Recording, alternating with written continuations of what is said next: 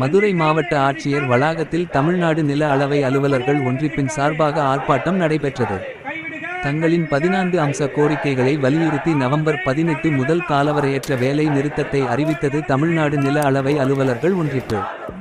இந்த ஆர்ப்பாட்டத்திற்கு மாவட்ட தலைவர் ராஜ்குமார் தலைமையில் மாவட்ட துணைத் தலைவர் பாலகிருஷ்ணன் முன்னிலையில் மாவட்ட இணை செயலாளர் திவ்யா வரவேற்பு உரையாற்றினார். மாவட்ட செயலாளர் ரகுபதி கோரிக்கை விளக்கினார். மேலும் மாநில செயலாளர் முத்து முனியாண்டி கண்டன உரை வழங்கினார்.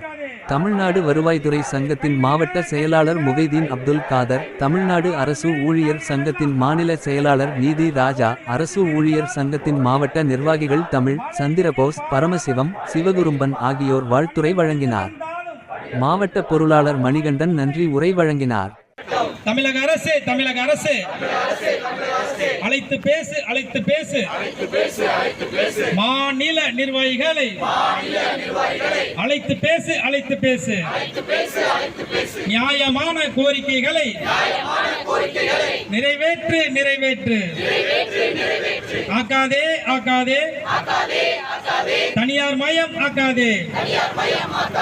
வேலை கொடு படித்த இளைஞர்களுக்கு நிரந்தரமான வேலை கொடு.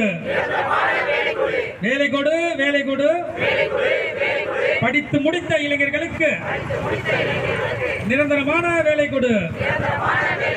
வெல்லட்டும் சிறக்கட்டும்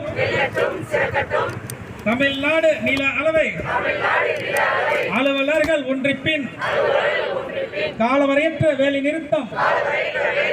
வெல்லட்டும் சிறக்கட்டும். ஒன்றுபடுவோம்,